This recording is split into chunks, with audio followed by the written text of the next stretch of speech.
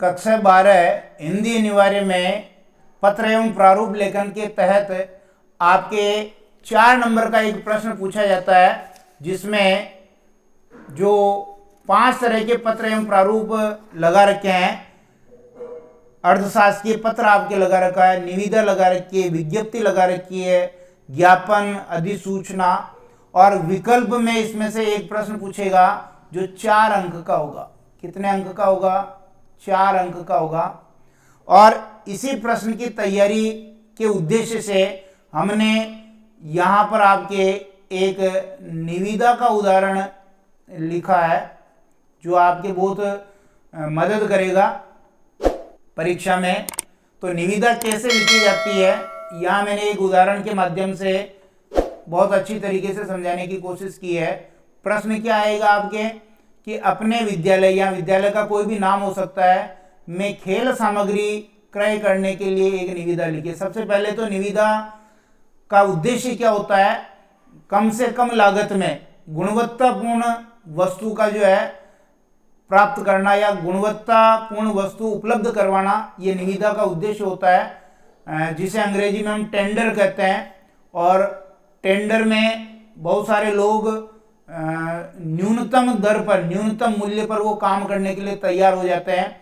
अब चाहे वो आपको सामग्री खरीदने का टेंडर हो, चाहे आपके विद्यालय में भवन निर्माण का टेंडर हो, या और किसी भी कार्य को लेकर के टेंडर जारी किया जा सकता है। तो यहाँ हम एक टेंडर जारी कर रहे हैं खेल सामग्री खरीदने का।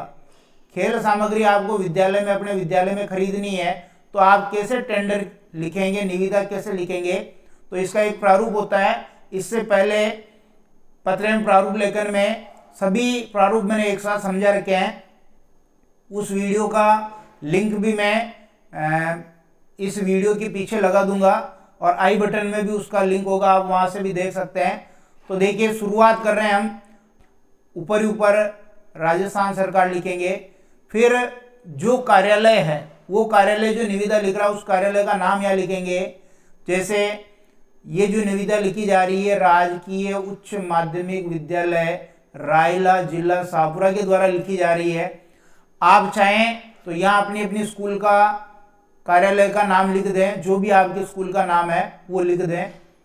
परीक्षा में अगर पर्टिकुलर कोई कार्यालय का नाम नहीं आता तो आप अपनी कल्पना से, अपने विवेक से किसी भी कार्यालय का नाम लिख सकते हैं।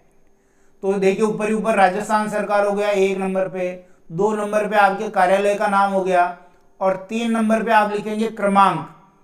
तो यहाँ मैंने क्रमांक लिखा, देखिए राऊ मावी रायला भीलवाड़ा, ये जिला बदल गया था तो यहाँ भीलवाड़ा शाहपुरा कुछ भी कर दें।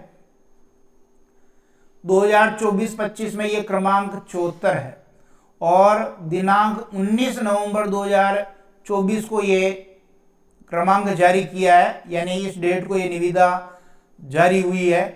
तो 3 नंबर पे आप ये क्रमांक लिखेंगे, और 4 नंबर पे लिखेंगे निविदा सूचना संख्या। तो यहाँ मैंने निविदा सूचना संख्या लिखी है 20/2024-25, यानी 2024-25 में ये 20वीं निविदा है। इस प्रकार ये निविदा लिखने के लिए ऊपर ही ऊपर जो प्रारूप की जो पूर्तियां हैं वो मैंने बताने की कोशिश की है। अब देखिए, प्रारूप का मध्य भाग कैसे लिखेंगे? तो हम लिखेंगे, देखो, राजस्थान सरकार की ओर से, पेन का कलर चेंज कर लेते हैं यहां से,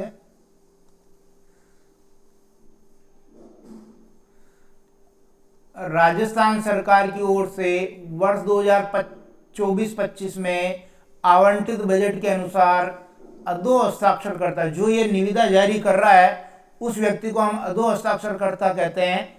तो किसी भी स्कूल में वहाँ के जो प्रिंसिपल होते हैं वो अधो हस्ताक्षरकर्ता होते हैं, उनको निविदा जारी करने का अधिकार होता है, या फिर किसी और विभाग में जो सचिव होते हैं उनको ये अधिकार होता है। तो यहाँ अधो हस्ताक्षरकर्ता विद्यालय के कौन होंगे?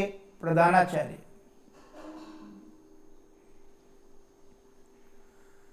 के कार्यालय में निम्न खेल सामग्री की आपूर्ति हेतु मोहरबंद निविदाएं आमंत्रित की जाती है। जो मोहरबंद निविदाएं हैं, सील पैक निविदाएं हैं, वो आमंत्रित की जा रही है। क्योंकि निविदा जमा करवाने वाले, निविदा में भाग लेने वाले बहुत सारे लोग होते हैं। किसने क्या रेट लगाई है, किसने क्या मूल्य वहां अंकित किया है, ये किसी को पता नहीं होता है। इसलिए मोहरबंद निविदाएं होती है, खुली निविदा स्वीकार नहीं की जाती है। इस हेतु दिनांक 20 नवंबर 2024 से 100 रुपए का शुल्क जमा करवाकर जो निविदा प्रपत्र है, निविदा फॉर्मेट है, वो कार्यालय से कार्यालय समय में प्राप्त किया जा सकता है। निविदा प्राप्ति की अंतिम दिनांक 25 नवंबर 2024 दोपहर 1 बजे तक है और जो भी प्राप्त निविदाएं होगी उसी दिन यानी 25 नवंबर 2024 को जो सभी निविदादाता होंगे जो वहां उपस्थित होंगे उनके समक्ष शाम 5 बजे खोली जाएगी। तो ये निविदा का मध्य भाग हो गया। अब जो निविदा में आप जो राशि उपलब्ध करवाना चाह रहे हैं या मंगवाना चाह रहे हैं, क्या क्या खरीदना चाह रहे हैं, उसका वर्णन एक टेबल बना करके करें। और ये निविदा का प्रश्न आप परीक्षा में एक ही पेज पर करें, अलग अलग पेज पर नहीं करें।